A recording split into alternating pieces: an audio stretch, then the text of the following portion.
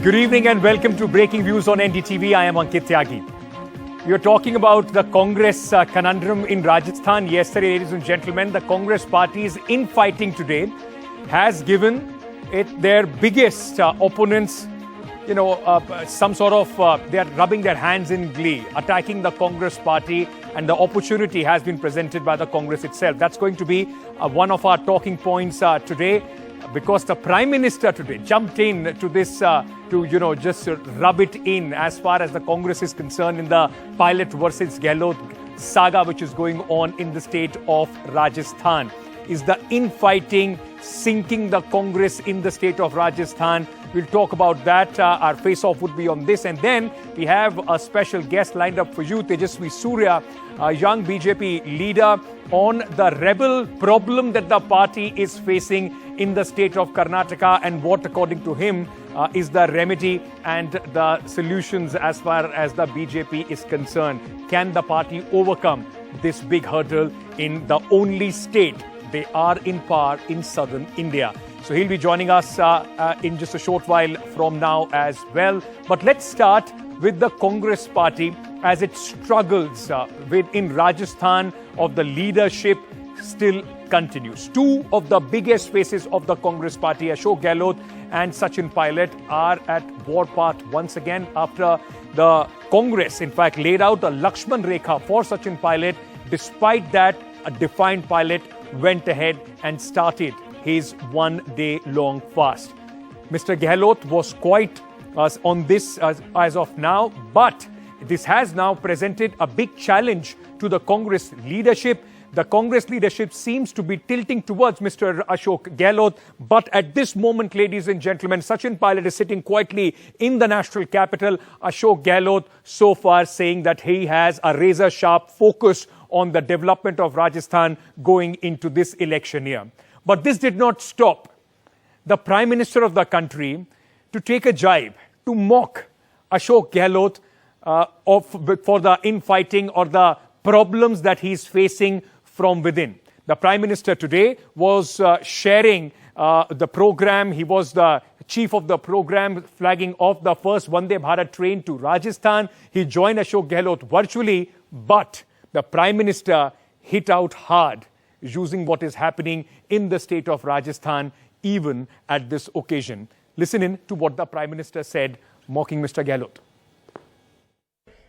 गहलोत जी का विशेष रूप से मैं आभार व्यक्त करता हूं कि इन दिनों वो राजनीतिक आपाधापी में उनका अनेक संकटों से वो गुजर रहे हैं, उसके बावजूद भी विकास के काम के लिए समय निकाल करके आए, रेलवे कार्यक्रम में हिस्सा लिया। ये मैं उनका स्वागत भी करता हूं, अभिनंदन भी करता हूं।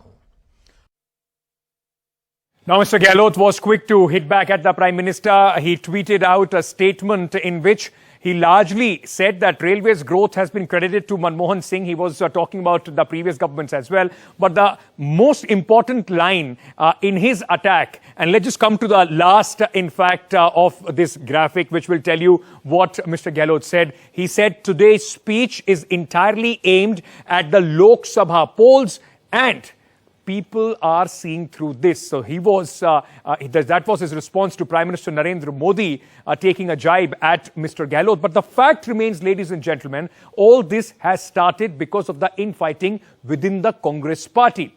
Mr. Gehlot today, when I was asked question about Sachin Pilot's fast, he tried not to speak on this, tried to maneuver his way around the question. Listen in. मुख्यमंत्री जी, मेरा सवाल यह है कि आप महंगाई से राहत दिलाने की बात कर रहे हैं, कैंप लगाने की बात कर रहे हैं, लेकिन भाजपा के नए अध्यक्ष तो सांप्रदायिकता की बात करें, तो इस लड़ाई को आप कैसे जीतोगे चुनाव में? कि मैं कह चुका हूं, आपको कहना चाहूंगा, मेरा लक्ष्य 2030 है। उसमें महंगाई राहत पहला कदम है और कई कदम उठाए जाएंगे। हमने रोड मैप बना रखा है, समय समय आपको हम ब्रीफ करेंगे। आपके कुछ अपने हैं, वो भी सवाल खड़े कर रहे हैं। अच्छा माहौल बन रहा है, नैरेटिव सरकार के प्रति बदल रहा है, चाहे सचिन पायलट हो या अन्य नेता हो। क्या उनकी बयानबाजी से लगता नहीं कि स्कीम्स से लोग गुमराह होते हैं? या हमारा लक्ष्य वही महंगाई राहत हम एक लक्ष्य को लेकर चल रहे हैं, महंगाई राहत, उसके अलावा हमारा कोई ध्यान जाता ही नहीं, राइट लेफ्ट जाते नहीं ध्यान, ना जाएगा। Now, the most important development today took place when Mr. Randhawa, who is the AICC chief of Rajasthan today, said that mistakes were made. Action should have been taken earlier, but this time we are going to take action. Does this spell trouble for Sachin Pilot? What are the options as far as the Congress leadership is concerned? Let me very quickly, on this very question, introduce my guest, Mr. Sunil Bhargav, spokesperson of the Rajasthan BJP, is joining us. Mr. Sanjay Jha, political analyst who used to be with the Congress party, still tracks the party very, very closely, is also with us. Mr. Jha, thank you so much. I thank both of you for joining me. I want to start by taking this question straight to you, Mr. Jha. For the Congress party, and we will run some options as well, which we think possibly the leadership is looking at. Is this now the Lakshman Rekha Sachin Pilot has crossed, which the Congress party cannot afford to overlook? Is there going to be action against Sachin Pilot? What is your reading? Ankit, I don't think so, and I hope not. Because Mr. Gehlot actually led an insurrection against his own party. You remember during the time of the Congress presidential polls, here was a sitting chief minister who actually held a parallel meeting of his own MLAs. If that was not considered to be anti-party, how can Sachin Pilot, sitting on a hunger about the political corruption in a BJP, which the Congress promised to investigate in its manifesto in 2018, how can that be deemed to be anti-party?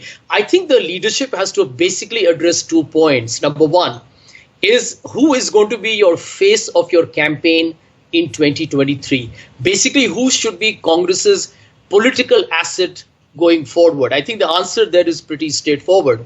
The second point is, I think this is going to be the first real leadership test for Mr. Kharge, because I do believe, Ankit, and I'm telling you this with some degree of certitude, that the Gandhis did try to bring about a close to this entire imbroglio some months back. You see, the model was pretty, I think, intelligent. Sachin would have become the Chief Minister of Rajasthan some time back, and Mr. Gehlot was actually getting the most august position of being the Congress president until he did his own political harakiri. So the truth today is this, that Mr. Kharge will have to take a call. And I think this strategy of procrastination is never something that works in politics. Doesn't work in business, doesn't work anywhere. Isn't with all the signs which are coming in as far as the Congress party is concerned, the Gandhis who are supposedly close to Mr. Sachin Pilot, or Mr. Pilot is close to them, are not saying a word. The AICC in charge is saying that there will be action.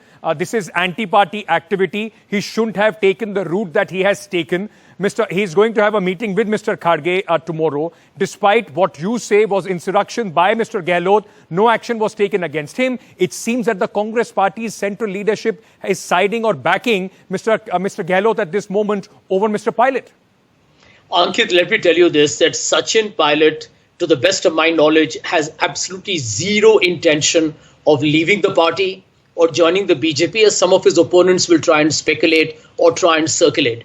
The problem for the Congress leadership is this, that they should realize, and you know, the Congress has run the government of the country for donkey's years now. I mean, the simple question is this, it doesn't have to be either or. You need to accommodate the aspirations of Sachin, and if Mr. Gehlot still has a degree of, desire to still keep his footprint in Rajasthan, the Congress can always find a very, middle of the line formula. This is not a difficult job. Okay. I think the critical part is that they look at a position as either or, that if we have Mr. Sachin Pilot, then Ashok Gehlot will become a disgruntled, dissident who will move to the BJP, or if we give it to Mr. Gehlot, Sachin will leave the party. But has Mr. Pilot, by defying the central leadership's whip, has he made this case? Has he made his case, weaker as far as the Congress leadership is concerned? I'm going to take an answer from you on that, but unfortunately, the BJP spokesperson, there is some technical difficulty. We are not able to get through to him on video, but he is joining us on the phone line. Mr. Bhargav, how do you see the development sitting in the opposition to the Prime Minister? Sir, it was the central government, it was a program for flagging of a train. Does this augur well, or at least does it not under the Prime Minister's office, the position of the Prime Minister is not belittled when he makes political statements or mocks the Chief Minister of Rajasthan in an official program, sir? I think we have to look at it the other way. It's purely an internal fight. It's a fight for supremacy. It's a fight for power sharing. And it's an internal matter of BJP, Congress itself. When Sachin Pilot sits in for a dharna, he rushes to Delhi the same night. What's the purpose? Why was he on the dharna? And the dharna for what purpose? For the supremacy or for power sharing? Or rather bringing out what he says, corruption under Vasundhara Raje government? I don't think that was the real motive, because in the first tenure, Mr. Gehlot has already made a Mathur commission which worked for 5 years and remained unconclusive on the charges against the then CM. So he knew that nothing was there. If he was to sit for a dharna and was really concerned about the people of the state, okay, he would have talked about the corruption in the government. Each minister, every minister is leveling charges against each other. Okay. The MLAs are leveling charges against them. The Chief Minister himself is on record. Okay, Sanjay Jha, let me take this to you, because the whole attack that Mr. Sachin Pilot mounted on the corruption issue of Vasundhara Raje, now the Congress AICC in charge of Rajasthan says he never took this issue up with us earlier. It dissolves his charge, and apart from that, it's the Congress party which is in fact allowing the BJP or the Prime Minister to mock them with the way the party is functioning. Ankit, absolutely right. And I think the Congress party should be bothered that, this absurdity will hit its electoral chances all over the country. Right now, the truth is that the BJP is imploding in Karnataka. Everyone knows that, people are leaving the party in Karnataka because they sense an impending defeat. But as far as the corruption charge in Rajasthan is concerned, I'll tell you why the BJP spokesperson is wrong. The Congress has articulated the entire corruption charge against the previous government in its manifesto. And I think what Sachin has done the right thing. He's saying, listen, with 9 months to go, the voters are going to ask this question, or the BJP will definitely turn it around on you to say, listen, you made these grave charges against us. What have you done? And I do think this is smart politics. Yeah. Just because Sachin is gone public with it, well, I would say that politics also needs to change. It is not anti-disciplinary at all to go and bring out a problem that Mr. Randhawa should know, Mr. Gehlot should have known, the Congress party should have known. I mean, why should Sachin bring it to the center stage? And that too in public. But that's the problem, that when you say the people will ask the question about that corruption, they would also then ask, what did the government do, the Gehlot government do on that corruption issue as well? Sanjay Jha, thank you so much for taking the time out, sharing your views on the Congress party. Always a pleasure. Thank you, Bhardwaj, for joining us at this moment. But let's just turn our focus, like Sanjay Jha was saying, is the BJP imploding in the state of Karnataka? Is the rebel factor so big that the party may have to pay the price as far as the elections of Karnataka is concerned? I asked all these questions about the Karnataka election on the BJP's first list to BJP MP Tejasvi Surya. Listen in. Tejasvi, thank you for talking to us here on NDTV.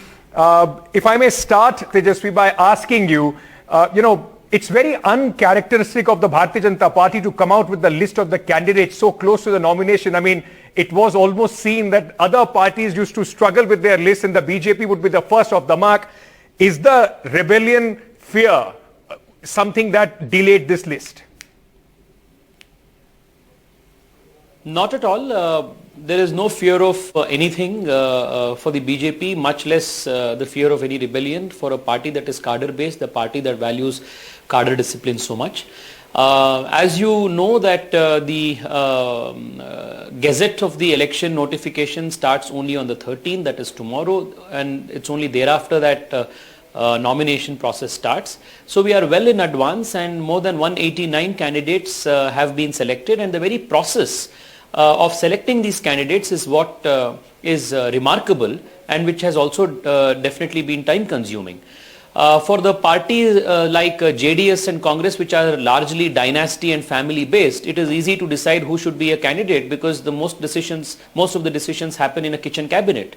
But on the other hand, the Bharatiya Janata Party started its process about 6-7 days ago, where the very first exercise was to consult about 25,000 of our booth level, Shakti Kendra level workers, took their opinions, which was followed by a district level meeting. Then a meeting was conducted by the state core committee. Right. Thereafter, for 2 full days, the central election committee sat and made some suggestions and added new dimensions to the list. Finally, it met again under the leadership of the Prime Minister. The parliamentary board met, and thereafter a few other changes were made and the list was announced. Okay. The whole process shows 3 things. The party has a robust internal democracy and a system which is very sensitive to the opinions of even the smallest workers at the grassroots.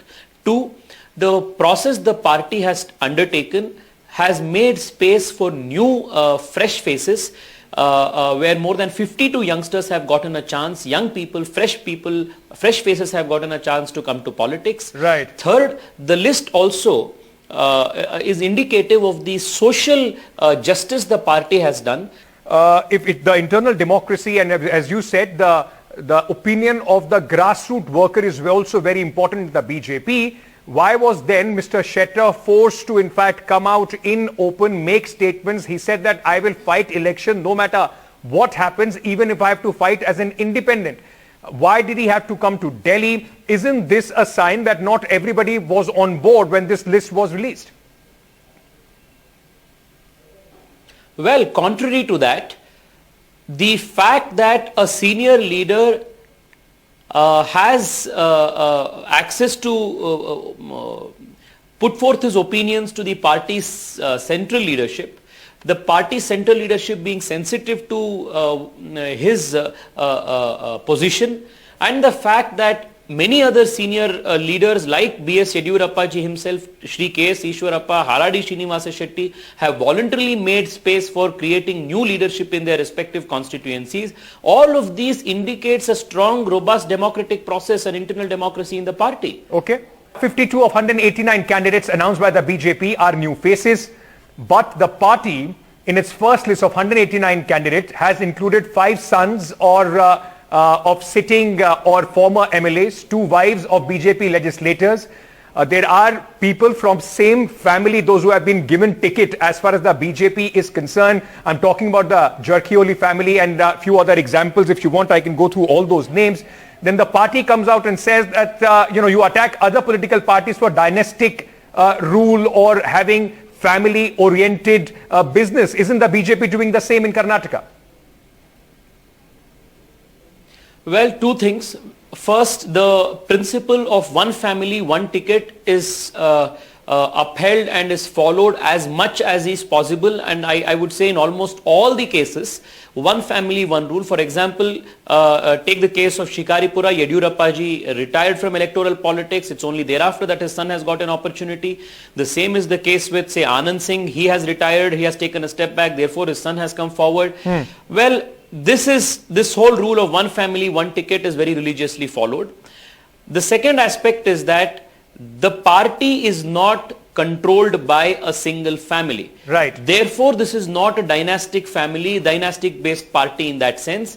Even while considering these sons or children of these political leaders, the inputs of all the other people, inputs of the grassroots workers, inputs of the core committee, inputs of the state core committee, district core committee, everything has been taken care. Okay. Therefore, even these suggestions, these names have come only after following a robust internal democratic process. So, when we talk about Mr. Ramesh Kati and Mr. Nikhil Kati, those who have been given tickets from Chikudi and Hukari constituencies, they are from the same family. You talk about Mr. Balachandra Jarkioli. Exceptions cannot be the rule. Exceptions cannot be the rule. Sir, but there are too many exceptions. I'm saying that Mr. Balachandra Jarkioli, Ramesh Jarkioli, I can go on. There are at least 12 people from those who have been given tickets, those who belong some way or the other to one family. Well, like I told you, it's exceptions cannot be the rule. These are 1 or 2 exceptions. The others that you are mentioning, like I told you, are have been given only after the father or the senior in the family has retired, or we have tried to follow the principle of one family, one ticket as much as is possible. And we are the only party which is actually trying to bring all of these principles into India's democracy. And we are the ones who are now being asked as to why you are trying to enforce this, why it has not been enforced 100%. Well, we are trying to enforce it 95%, 100% in all of the cases possible. Because this is a principle that we hold dear to the democracy of the country. On this, starting from the Prime Minister, and that is one constant attack of the BJP on other political leaders. This is the strength of the. This is what I'm telling you. Let's just move on. Ankit, this is the strength of the Bharatiya Janata Party, which is why we set these standards for ourselves, and we try to follow these standards as much as is possible with the challenges of the realities of the pressures of the politics, electoral politics. I understand that. Also, let's just move on and understand a little few more details about the ticket selection of the BJP to make the campaigning, and that seems to be at least the idea behind giving tickets to two senior BJP leaders, both Minister Mr. R. Ashok and Mr. V. Somanna, against the Congress heavyweights D.K. Shiv Kumar in Kanakpura constituency and Siddaramaiah in Varuna constituency. If you were serious, or if the BJP was serious of making a tough contest, sir, why have Mr. Ashoka and Somanna were fielded from, Padmanagar and Chamarajar constituency as well? Does this, in a way, not show, by fielding them from two constituencies, that the party knows what is going to happen to them when they fight against Siddaramaiah and D.K. Shivakumar? No, Ankit. On the other hand, this is the first time that leaders of the stature of R. Ashok and V. Somanna are contesting in constituencies where the BJP has been traditionally weak. We are not shying away from taking the fight right inside the lion's den. This shows how serious we are to defeat the Congress and the JDS even in their bastions. From the last 2 months, the big news all across Karnataka, all of you have been following, is the desperate search of Mr. Siddaramaiah for a safe seat. A former Chief Minister, a sitting MLA from a seat like Badami, he's been hopping seats. And after having considered Badami, later Kolar, later another seat, later Chamrajpet in Bangalore, and then finally now going to Varuna, which has been his home seat, his home bastion, where the BJP is traditionally weak. Siddaramaiah is literally running away from all these seats wherever the BJP has even a very slight presence. But even in Varuna, the BJP is very keen to defeat him in his own home ground, is why the BJP has put one of its tallest leaders, V. Somanna, to go and contest in Varuna. Which is the same case with Kanakapura. See what has been the party's performance in Kanakpura. The BJP is not strong in these regions, which is why these leaders take refuge in only contesting in these places. By these leaders, I mean the Congress and the JDS leaders go and try to take refuge in only those pocket boroughs where the BJP has been traditionally weak. May I also ask you, was Mr. K.S. Ishwarappa, who was, at least there were allegations of corruption against him, was that the reason the party wanted him not to contest and also make sure that some fresh faces do come in so that at least this whole anti-incumbency and the corruption issue could be dealt with? Ankit, Shri Ishwarappa ji is one of the senior most and very respected leaders of the Bharatiya Janata Party in Karnataka. These allegations of corruption that were made against him have not held water in any court of law. Therefore, the party nor the electorate considers these allegations seriously. However, Shri Ishwarappa ji, being one of the senior most Karyakartas of the party and having alongside Shri Yediyurappa ji and Shri Anant Kumar literally built the party in Karnataka, realized that it is very important for the party to make space for new leadership, for the next generation leadership, and has voluntarily come forward to give space, his own seat, by taking a step back from electoral politics. Mr. Tejaswi Surya, what will be the main issues that will dominate this election campaign in Karnataka? we've been hearing a lot about, Amul, Nandini and many emotive issues being played out. For somebody who comes from a party where the party president says love jihad is more important, don't worry about the civic issues, which Mr. Yedurappa has himself said that these are not the statements that should be made. What do you think is going to be the most important issue, the civic issues of the people or issues like love jihad? The BJP has always fought all elections on constitutional and developmental planks.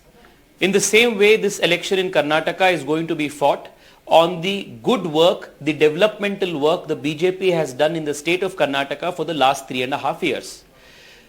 The double engine government led by Shri Narendra Modi ji at the center as well as B.S. Yedurappa ji and Bommai in the state have solved legacy issues that were pending from 10 years, 20, 30 years. Irrigation, public transport, issues of caste and representation, reservations, all of these legacy issues have been put to rest and solved thanks to this double engine government. Therefore, one of the important planks of going to the people, going to electorate is A, the development work done by the double engine government, and of course, two, the promise of what the BJP offers for the next 5 years for Karnataka. Karnataka, like you know, is one of the most progressive states in India. Sure. We are the state with the highest FDI the last 5 years consecutively, one of the highest tax-paying states in the country, highest per capita income among the large states in the country, yes, highest in the innovation index, highest startups. We are the lowest when it comes to unemployment, especially among all the large states of southern India. So the vision that and the issues that you have said that the BJP is fighting the election on, they are not going to find any space for issues and things that like love jihad, which has been picked up by your party president, state president, Mr. Nalin Katil. See, when we speak of development, when we speak of overall growth of Karnataka's economy, the society of Karnataka, we must also consider that there are certain sections in Karnataka, certain geographies of Karnataka where there are certain societal issues which also, as a responsible political party, the party needs to address.